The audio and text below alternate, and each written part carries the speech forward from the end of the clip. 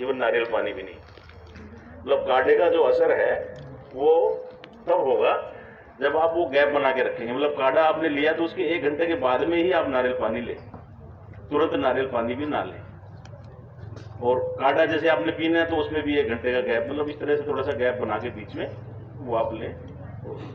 मैं आपके सामने हूँ, रिपोर्ट किसी को अगर मेरी देखनी मेरे पास में है, मैं लेके आया हूँ आज, इसलिए पॉजिटिव की भी और नेगेटिव की भी।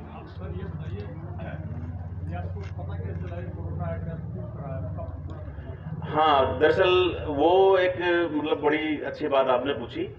हमारे एक मित्र की माताजी का देहांत हो गया था गुड़गांव में, तो मैं चूंकि 13 साल के बाद इंडिया आया हूँ, विदेशों में था, पेरिस में था मैं 5.5 साल, उससे पहले मैं अफ्रीका में था, उससे पहले चाइना में था। तो नौकरी की वजह से हमारी वो रहती है। तो इंडिया में आप होने के बाद में अब कोई ऐसी चीज़ हो जाए तो आपको जाना होता है। तो मैं उनके जो है जो फनरल था उनका, उसके अंदर मैं गया और वहीं पे ही कहीं पे ये मतलब मुझे उनके दाह संस्कार कार्यक्रम के दौरान भीड़ थी काफ़ी, तो उसके अंदर मतलब जो है मास्क वगैरह भी हालांकि हमने लगा रखा था, पर कहीं ना कहीं मतलब वो वहाँ से पकड़ा गया। और ये 13 तारीख को ये हुआ और उसको 13 तारीख की शाम को ही हल्का सा बुखार जो है जैसे होता है वो ऐसा मुझे महसूस हुआ कि जैसे मतलब शिवरिंग टाइप की हो रही है। तो अगले ही दिन मैं जो है टेस्ट करवाने के लिए चला गया, क्योंकि मैंने कहा आज के लिए चल रहा है, तो डॉक्टर को दिखाया, वो कहने लगे टेस्ट करवा लो। तो करवा लिया तो उसी टाइम पे पता लग गया। सबसे बड़ी चीज़ क्या होती है कि लोग डरते हैं और ये भी है कि फैलने का खतरा ज़्यादा रहता है। टाइमली इस चीज़ को अगर कंट्रोल कर लिया जाए तो ये है कि आप दूसरों को मतलब जो है प्रभावित नहीं करोगे, इतना मतलब जो है ये चीज़ जो है ना वो ज़रूरी है। टेस्ट में पॉजिटिव आया, मैंने अपने आप को क्वारंटीन कर लिया घर के अंदर ही एक कमरे में। स्टूल बाहर रखा होता था, खाना पीना सब कुछ जो है घर वाले उस पर रखे और पीछे हट जाते थे तो मैं उठा के अंदर कर लेता था, दरवाज़ा बंद। सर टेस्ट कोई रिलायबल लैब में किया था, कहाँ किया? मणिपाल हॉस्पिटल है द्वारका में, ह्यूमन केयर चैरिटेबल ट्रस्ट, उसकी कई सारी हॉस्पिटल्स हैं, इंडिया में भी हैं बाहर भी हैं, बहुत बड़ा ग्रुप है। उसके लेबोरेटरी में टेस्ट हुआ था और उसके अलावा और भी ब्लड टेस्ट भी हुए थे, यूरिन टेस्ट भी हुए थे, सारी रिपोर्टें हैं मेरे पास। और उसके अंदर जो है अगले दिन उन्होंने उसको पॉजिटिव डिक्लेयर किया, तो मैंने अपने आप को क्वारंटीन कर लिया ताकि मेरी वजह से किसी को कोई तकलीफ़ ना हो।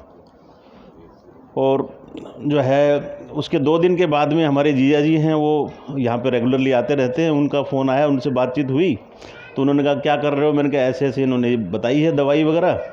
कह रहे नहीं आप बाबा जी की दवाई लो, आप ये दवाई छोड़ दो। तो मैंने वो आप यहाँ से जुड़े हुए थे नहीं? मैं पहले नहीं जुड़ा हुआ था, फर्स्ट टाइम मैंने फ़ोन पे ही उनकी बात मान के दवाई ली और मैं ठीक हुआ। तो आज पहली बार मैं आया हूँ यहाँ पे अपना अनुभव जो है वो आप लोगों के साथ में शेयर करने के लिए। तो दवाइयाँ मैंने जो एलोपैथिक थी वो सब बंद कर दी, दवाई कोई भी नहीं ली, और बस ये काढ़ा और नारियल पानी, इसी से ही वो मतलब सबसे ज़रूरी जो चीज़ जैसे गुरुजी ने बताई कि शरीर जो अपनी हीलिंग करता है उसको आपने टाइम देना है। टाइम कैसे दोगे? अगर आप खाना खा लिया आपने, आपकी जो शक्ति है वो पाचन क्रिया में लग जाएगी। आपने शरीर को सिर्फ हीलिंग के काम पे लगाना है। मतलब इसके पीछे जो कंसेप्ट है, जैसे जो मुझे समझ में आया है, गुरु जी कर रहे हैं आप, वेरी गुड, बहुत अच्छा, इनके दिमाग में समझ में आ गया, ताली बजाइए। मतलब जो है शरीर अपनी हीलिंग खुद करता है, बशर्ते कि हम उसको टाइम दें। अब उसको हमने बिजी कर रखा है, खाना खा लिया, रोटी खा लिया, उसको पचाएगा, उसको 6 से 8 घंटे एक बार पचने में लगते हैं। पचने की क्रिया खत्म होती है, उसके बाद बॉडी हीलिंग प्रोसेस में आती है। अब वो हीलिंग प्रोसेस जब तक आपकी स्टार्ट होती है तब तक आप दोबारा कुछ ना कुछ डाल देते हो।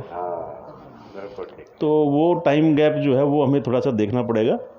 और शरीर को मेरा मानना ये है कि एक दिन के लिए हम सब लोग अगर पूरे दिन जो है वाटर थेरेपी यानी लिक्विड जूस वगैरह या हरी सब्जियां खाने कच्चे उस पर रहें तो मेरे ख्याल से बीमारी कोई होगी नहीं, जैसे गुरुजी बता रहे हैं। मतलब वो शरीर अपने आप उसको टाइम मिलेगा अपने आप को हील करने का।